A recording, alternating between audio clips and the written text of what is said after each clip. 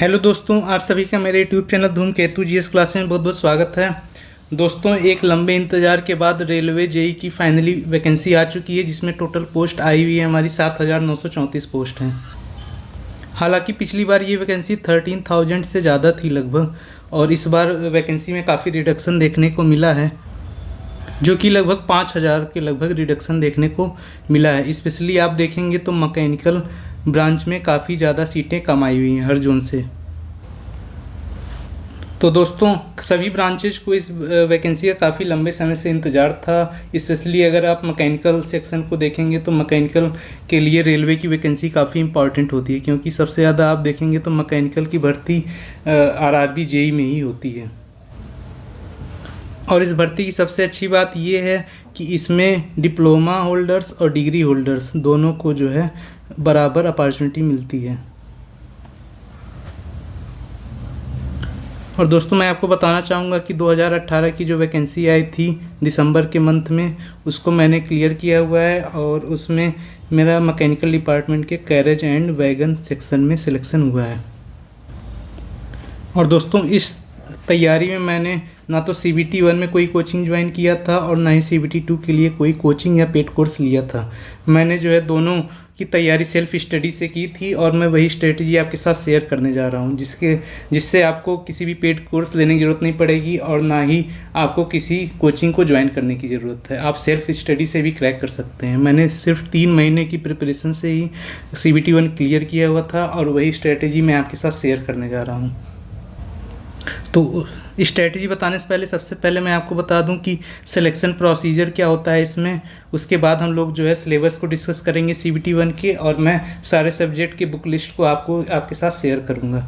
तो सबसे पहले देखते हैं कि रिक्रूटमेंट प्रोसेस में आपके 2 रिटन एग्ज़ाम होते हैं, जो कि ऑब्जेक्टिव टाइप होते हैं, और ये कंप्यूटर बेस्ड होते हैं, इसीलिए इनको CBT 1 CBT 2 कहा जाता है। तो जो प्री में यानी CBT 1 में क्वालिफाई करता है वो CBT 2 में जाता है, और जो CBT 2 को क्वालिफाई करता है तो उसमें 1.5 टाइम्स लोगों को मेडिकल और DV के लिए बुलाया जाता है। ये दोनों साथ में होते हैं। थर्ड स्टेप जो आपका है, थर्ड और फोर्थ, ये दोनों एक साथ स्टेप चलते हैं। इसके बाद एक फाइनल रिजल्ट आता है। उसके बाद बाकी लोगों को वेटिंग में रख दिया जाता है, और जितनी सीटें होती है उतने लोगों को फाइनल सेलेक्ट कर लिया जाता है। अब हमारा मेन फोकस CBT 1 पे रहेगा। तो CBT 1 में आप देख रहे हैं 90 मिनट में आपको जो है 100 क्वेश्चन करने होते हैं, मतलब 1.5 घंटा, 1.5 आवर्स में आपको 100 क्वेश्चंस करने होते हैं। और क्वेश्चन का लेवल कैसा आता है? क्वेश्चन का लेवल मॉडरेट टू हार्ड आता है। कुछ क्वेश्चंस काफ़ी इजी भी होते हैं, स्पेशली CBT 2 में मैंने देखा था क्वेश्चंस काफ़ी इजी आए थे, लेकिन मॉडरेट टू हार्ड क्वेश्चंस आते ही आते हैं। स्पेशली आप साइंस सेक्शन में बायोलॉजी का देखेंगे तो उसमें बहुत डीप क्वेश्चंस पूछे जाते हैं। तो हम लोग CBT 1 का सिलेबस देखने से पहले ये देख लेते हैं कि सब्जेक्ट का कितना वेटेज होता है। तो सबसे पहले देखते हैं मैथमेटिक्स हमारा सब्जेक्ट है। मैथमेटिक्स में हमारा 30 क्वेश्चन आएगा, जो कि 30 नंबर का होगा, मतलब 100 क्वेश्चन 100 नंबर का होता है, जिसे 1.5 घंटे में अटैम्प्ट करना होता है। मैथ के 30 क्वेश्चन आएंगे, रीजनिंग के आपके 25 क्वेश्चन आएंगे, जनरल अवेयरनेस यानी GK GS से आपके सिर्फ और सिर्फ 15 क्वेश्चन आएंगे, और जनरल साइंस से 30 क्वेश्चन आते हैं 30 नंबर के। तो आप यहाँ से समझ सकते हैं कि यहाँ पे आपका जो मेन डिसाइडिंग फैक्टर होता है वो मैथ होता है, रीजनिंग होता है और साइंस होता है। इसको आपको अच्छे से करना है, और ये स्कोरिंग भी होता है। एक बार आपने अच्छे से इसको पढ़ लिया तो इसमें आपके नंबर कहीं नहीं जाने वाले। बाकी बचता है GK GS, तो इसके लिए मैं आपको बता दूंगा कैसे आप इसमें मैक्सिमम स्कोर कर सकते हैं। तो आइए हम लोग सब्जेक्ट वाइज डिस्कस कर लेते हैं कौन कौन सी बुक मैंने फॉलो की थी, और वही करके मैं सिर्फ गया था, और मेरा सिलेक्शन जो है CBT 1 में हो गया था और CBT 2 में भी हो गया था। तो सबसे पहले देखते हैं मैथमेटिक्स या एप्टीट्यूड जिसको हम लोग कहते हैं। तो एप्टी मैंने जो है CGL लेवल का पढ़ा था, और ये पढ़ा था मैंने सिर्फ बुक से, और ये बुक थी क्लास नोट्स ऑफ मैथ्स। ये राकेश यादव सर की बुक आती है, जिसमें हैंड रिटन नोट्स होता है। ये हैंड रिटन नोट्स है, हैंड रिटन। इसमें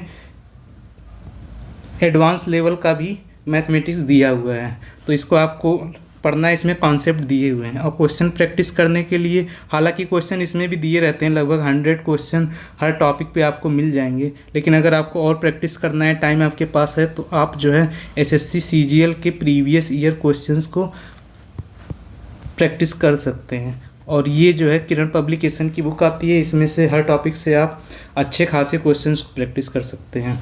मैंने भी एसएससी सीजीएल का प्रैक्टिस किया था, हालांकि मेरे पास टाइम कम था, लेकिन अगर आप इस बुक को ही केवल लगा लेते हैं तो भी ये मोर देन सफिशियंट है। तो मैथ आपका यहाँ से काम बन जाएगा, पूरी तरह से बन जाएगा। बस साथ में आपको ये याद रखना है कि एक शॉर्ट नोट्स बनाते जाना है, हर चैप्टर वाइज आपको जो है शॉर्ट नोट बनाना है, इसमें कौन सी ट्रिक है, किस तरह के क्वेश्चन आने पे कैसा फार्मूला लगाना है। इससे आपका जो है टाइम सेविंग होता है, क्योंकि टाइम सेविंग ही हमारा मेन फैक्टर होता है। टाइम हमारे पास कम होता है, अगर हम नॉर्मल मेथड से सॉल्व करेंगे तो हो तो जाएगा, लेकिन क्या होगा उसमें हमारा टाइम बहुत ज़्यादा कंज्यूम हो जाएगा। इसलिए हमें जो है वो ट्रिक को याद करना है और नोट्स बनाना है, उसी को बार बार रिवाइज करना है।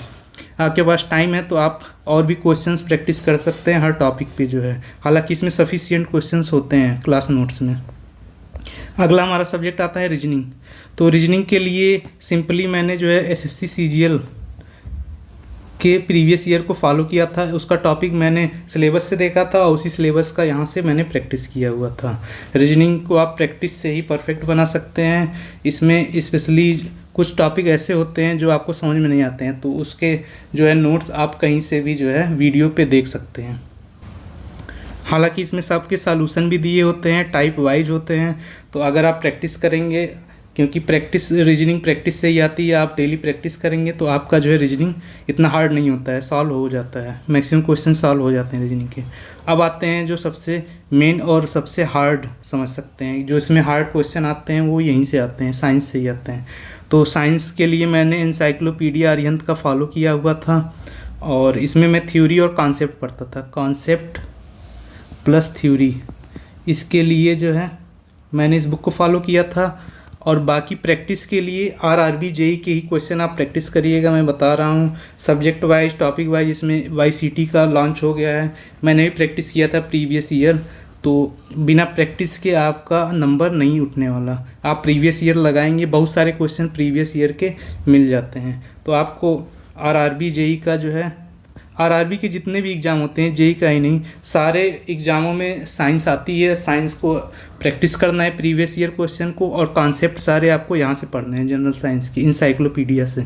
मैंने बस दो तरह के मटेरियल फॉलो किए थे और मेरा अच्छा खासा स्कोर हुआ था साइंस में, मैंने काफ़ी अच्छा स्कोर किया था। अच्छा, अगला टॉपिक आता है आपका जीके जीएस। तो ये तो सिर्फ 15 नंबर का ही आता है, लेकिन ये भी जो है आपका कट ऑफ डिसाइड कर सकता है, आप कट ऑफ के अंदर हैं कि ऊपर हैं। अगर मैं अपनी बात करूं तो मैंने सिर्फ और सिर्फ लूसेंट पढ़ा था, क्योंकि मेरे पास टाइम ज़्यादा था नहीं, और साथ में लूसेंट की ऑब्जेक्टिव बुक भी आती है, तो मैंने यहाँ से क्वेश्चन प्रैक्टिस किया था। तो अगर 15 नंबर में से आप देखेंगे तो 3 से 4 क्वेश्चन या मान लो 5 क्वेश्चन आपके करंट अफेयर से ही आते हैं। तो आपको करंट अफेयर मंथली मैगजीन लेनी है, उसको पढ़ना है। बाकी जो 10 क्वेश्चन आते हैं हिस्ट्री, ज्योग्राफी और आपका पॉलिटी से आता है, ये तीनों फिक्स हैं। अगर आप लूसेंट से कर पा रहे हैं इसको तो कर लीजिए, बहुत ज़्यादा इस पर टाइम नहीं देना है। अगर आपको जीएस पता ये पढ़ना है तो काफ़ी ज़्यादा टाइम देना पड़ता है, तो इतना टाइम आपके पास इसको नहीं देना है।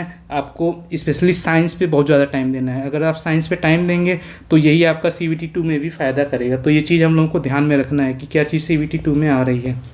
तो इसका वेटेज CBT2 में ज़्यादा है, हालांकि इसके भी क्वेश्चन आते हैं CBT2 में, लेकिन आप लूसेंट से पढ़ेंगे तो क्वेश्चंस बन जाएंगे। तो अगर आप इसका ऑब्जेक्टिव लगा लेते हैं और लूसेंट पढ़ लेते हैं तो मोर देन सफिशिएंट है। और मंथली मैगजीन में आप फॉलो कर सकते हैं, क्रॉनिकल की आती है, एक अरिहंत की भी आती है, मैंने उसको फॉलो किया था। आपको 2024 जनवरी से स्टार्ट करना है, यहाँ से आप पढ़ना शुरू कर दीजिएगा मंथली मैगजीन, और उसके पीछे क्वेश्चन नहीं आएगा।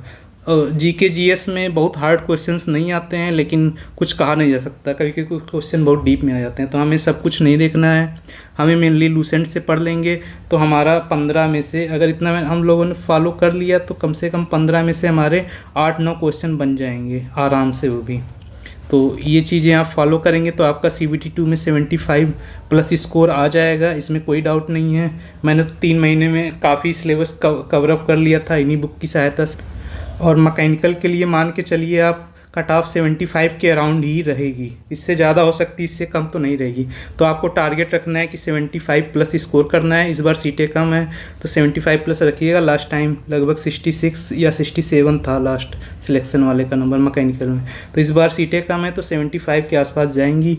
तो दोस्तों आगे के स्ट्रेटजी में CBT 2 के आगे के वीडियो में शेयर करूंगा। और वीडियो देखने के लिए thank you very much. Channel को लाइक और सब्सक्राइब कर लीजिएगा। Thank you.